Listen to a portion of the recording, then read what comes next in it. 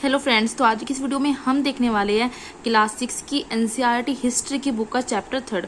ठीक है ना। चैप्टर जो फर्स्ट और सेकंड है मैंने ऑलरेडी वीडियो बना दी है और अपलोड कर दिया है। ठीक है, काफ़ी सारे कमेंट्स आ रहे थे कि मैम चैप्टर 3 के नोट्स दिखाइए। देखिए, मैंने नोट्स तो सारे बना रखे हैं, बट ये है वीडियो बनाने का और अपलोड करने का मुझे टाइम नहीं मिलता है। ठीक है ना। तो आज आपका ये चैप्टर 3 है जो है आपका आरंभिक नगर। ठीक है, अर्लिस्ट सिटी। तो मैं आपको समझाऊंगी और आपको क्या करना है, वीडियो को पॉज करना है एंड अपने नोट्स को प्रिपेयर कर लेना है। ठीक है। फर्स्ट ऑफ ऑल आपको खाली ये नहीं है कि मेरे नोट्स देख रहे हो आपने बना लिए, पहले आपको 6 क्लास के एनसीईआरटी की बुक पढ़नी होगी। उसके बाद आप वीडियो देखकर मेरे नोट्स बना सकते हैं और जैसे जैसे मैंने लिखा है वो सब आप बुक से हाथ के हाथ पढ़ते चले तो आपके टॉपिक क्लियर हो जाएंगे। ओके। और इसी तरह हमेशा जब भी आप एग्जाम दे या कुछ भी नोट्स बनाए तो फ्लो चार्ट में बनाए। तो आपका चैप्टर 3 क्या आरंभिक नगर, इसमें हम क्या क्या पढ़ते हैं सबसे पहले वो देखते हैं। हम पढ़ेंगे इसमें हड़प्पा एंड मोहनजोदड़ो सिविलाइजेशन थी, हड़प्पा मोहनजोदड़ो वो पढ़ेंगे। फिर हम पढ़ेंगे उसकी विशेषताएं क्या क्या थी।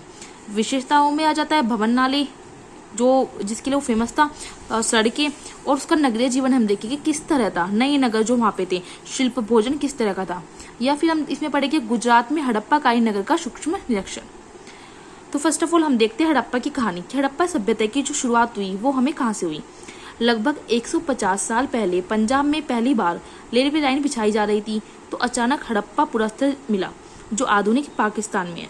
इस नगर की खोज सबसे पहले हुई, इसलिए बाद में मिलने वाले सभी पुरस्तर में जो इमारत और चीज मिली उन्हें हड़प्पा सभ्यता की इमारत कहा गया।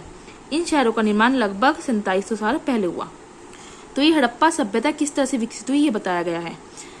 फिर आ जाता है इन नगरों की विशेषताएं क्या क्या है। नगरों को 2 या ज्यादा हिस्सों में बांटा गया था, पश्चिमी नगर और एक पूर्वी नगर। पश्चिमी नगर जो था वो छोटा था, पूर्वी नगर जो था वो बड़ा था। ये ऊंचाई पे था और ये निचले इलाके में था। इसमें नगर दुर्ग था, उदाहरण जैसे मोहनजोदड़ो, और इसमें निचला निगम था। अगर हम मोहनजोदड़ो की बात करते हैं तो इसमें जो है खास तालाब बनाया गया है जिसे पुरातत्वविदों ने महान स्नानागार भी कहा है। अब मोहनजोदड़ो जो फेमस है वो किसके लिए, वो स्नानागार की वजह से फेमस है। इस तालाब को बनाने के लिए ईंट और प्लास्टर का इस्तेमाल किया गया। पानी का रिसाव रोकने के लिए प्लास्टर के ऊपर चारकोल की परत चढ़ाई गई। इस सरोवर में 2 तरफ से उतरने के लिए सीढ़ियां बनाई गई और चारों ओर कमरे बनाए गए। इसमें भरने के लिए पानी कुएं से निकाला जाता था और उपयोग के बाद खाली कर दिया जाता था। विशिष्ट नागरिक विशेष अवसरों पर स्नान किया करते थे। तो जो मोहनजोदड़ो की जो क्या कहते हैं विशेषता है जो इसकी वो है इसकी विशाल स्नानागार। अब देखते हैं यहाँ पे हड़प्पा सभ्यता। हड़प्पा सभ्यता जो है पाकिस्तान के पंजाब, सिंध प्रांत, भारत, राजस्थान, गुजरात, हरियाणा, पंजाब के पास है। भवन और नाली सड़कें जो फेमस है इसकी बात करें तो 1 या 2 मंजिले घर हुआ करते थे। हड़प्पा सभ्यता में आंगन के चारों ओर कमरे हुआ करते थे, स्नानघर और कुआं हुआ करता था। नगरीय जीवन की बात करते तो इमारतें, शासक इमारतें, बहुमूल्य पत्थर, लिपिक, शिल्पी सब हुआ करते थे। एक की पॉइंट यहाँ पे लिखा है, कालीबंगा और लोथर नगर में अग्निकुंड मिले हैं। अग्निकुंड मिले मतलब यहाँ पे यज्ञ किए जाते थे। हड़प्पा, मोहनजोदड़ो, लोथर नगर में बड़े बड़े भंडार गृह भी मिले। भंडार गृह में वे अपना सम्मान रखते हो गए।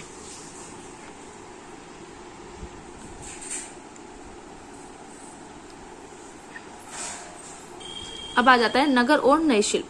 हड़प्पा के नगरों से पुरातत्वविदों का जो चीजें मिली है, पुरातत्वविदों को जो वहां से चीज मिली है वहां की खुदाई के दौरान, उनमें जो है पत्थर मिले, उन्हें शंख, तांबे, कांसे, सोने और चांदी जैसी धातुएं से बनी तांबे और कांसे के औजार, हथियार, गहने, बर्तन बनाए जाते थे। सोने और चांदी से गहने और बर्तन बनाए जाते थे। यहाँ मिली सबसे जो आकर्षक वस्तु है वो क्या है, मनके है यहाँ के, और बाट फलक है।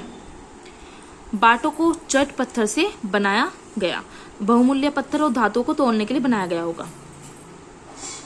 मनके को कार्नेरियन पत्थर से बनाया गया। पत्थर को काट और तराश कर मनके बनाए गए। इनके बीच छेद किए गए थे ताकि धागा डालकर इनसे माला बनाई जा सके।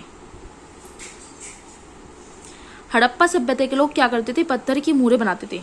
इन आयताकार मूरों पर जानवरों के चित्र मिलते हैं। हड़प्पा सभ्यता के जो लोग थे वो काले रंग से डिजाइन किए हुए लाल मिट्टी के बर्तन बनाते थे। ठीक है, यहाँ देख लेते हैं फिर हम कुछ। हड़प्पा के लोग जो थे तांबे का आयात राजस्थान और पश्चिमी एशियाई देश ओमान से करते थे। ये इंपॉर्टेंट लाइन हो जाती है। कांसा बनाने के लिए तांबे के साथ मिलाई जाने वाली धातु टिन का आयात ईरान, अफगानिस्तान से किया जाता था। सोने का आयात कर्नाटक और बहुमूल्य पत्थर का आयात गुजरात, अफगानिस्तान से किया जाता था। अगर मैं बात करूं नगरों में रहने वालों के लिए क्या भोजन था, तो हड़प्पा के जो लोग थे वो गेहूं, जौ, दालें, मटर, धान, तिल और सरसों उगाते थे। बारिश वहाँ पे बहुत कम होती थी, तो सिंचाई के लिए पानी संचय किया जाता था, इकट्ठा किया जाता था वहाँ पे। हड़प्पा के लोग गाय, भैंस, भेड़ और बकरियां पालते थे। गुजरात में हड़प्पा कालीन नगर का सूक्ष्म निरीक्षण। कच्छ के इलाके में देखें तो वहां पर जो खादिर बैत के किनारे धोलावीरा नगर बसा हुआ था। हड़प्पा सभ्यता के कई नगर जो थे 2 भागों में विभक्त थे। जैसे धोलावीरा नगर को 3 भागों में बांटा गया था। एक पॉइंट और आ जाता है यहाँ पर कि 7000 साल पहले मेहरगढ़ में कपास की खेती होती थी। मोहनजोदड़ो से कपड़े के टुकड़े के अवशेष, चांदी के एक फूलदान के ढक्कन तथा तांबे की वस्तु से चिपके मिले हैं। पक्की मिट्टी तथा फ्रेंच से बनी तकलिया सूत कताई का संकेत देती है। अब ये फ्रेंच क्या आती है?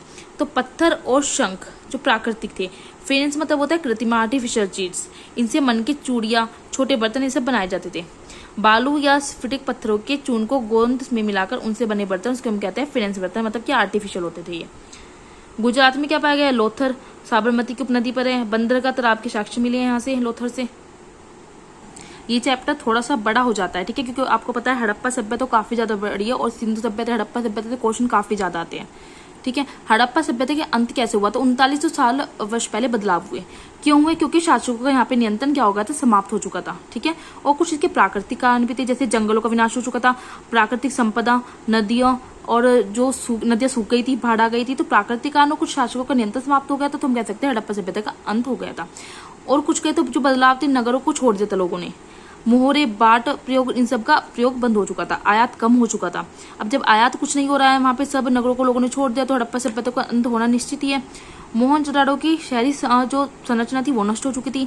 जल निकासी प्रणाली भी नष्ट हो चुकी थी। जब वहां पे कुछ नहीं रहा तो वहां पे तो ये सभ्यता नष्ट होनी ही थी। अब कुछ एक पॉइंट हो रहा है कि मोहरबंदी, जिसे हम क्या कहते हैं, मोहरबंदी में क्या था? थैले को बंद करने के लिए बाद में उनके मुहानों पर गीली मिट्टी पोतकर उन पर मोहर लगाई जाती थी। मोहरे की छाप को मोहरबंदी कहते हैं। जैसे जब लोग अपना कुछ सामान का आयात या निर्यात करते थे, तो जो भी पैकेट बंद करते थे, तो उन पैकेटों को बंद करने के लिए अब तो जैसे हम क्या करते हैं, पंच कर देते हैं या कुछ अलग टेप लगा देते हैं, बहुत सारी अब टेक्निक्स है। लेकिन पहले लोग क्या करते थे, गीली मिट्टी पोतकर उन पर मोहर लगाई जाती थी। इसको हम कहते थे मोहरबंदी, ठीक है। मेहरगढ़ में कपास की खेती 7000 साल पहले हुई थी। एक ही पॉइंट से जो याद रखने हैं। नगरों को जो आरंभ हुआ था 2700 साल पहले हुआ था। हड़प्पा सभ्यता का अंत 2900 साल पहले। अन्य नगरों का विकास 2500 साल पहले हुआ था। एक टॉपिक और दे रखा था बुक में, मिस्र, ठीक है ना। जो छोटे छोटे लास्ट में टॉपिक दे रखते हैं वो आपको लिख लेने होते हैं। नील नदी के इलाके को छोड़कर मिस्र का जो अधिकांश भाग है वो रेगिस्तान है।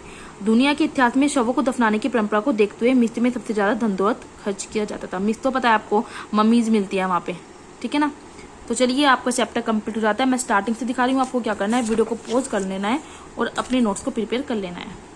अगर आपको मेरे नोट्स और मेरी वीडियो अच्छी लगती है तो प्लीज प्लीज प्लीज लाइक करें और मेरी वीडियो को ज्यादा से ज्यादा शेयर करें। अगर आप शेयर करते हो मेरे सब्सक्राइबर बढ़ते हैं और मुझे मोटिवेशन मिलता है, ठीक है ना। फिर मैं आपको सारे एनसीईआरटी के ऐसी नोट्स की वीडियोस दिखाऊंगी और आपको मैं पीडीएफ भी प्रोवाइड कर दूंगी।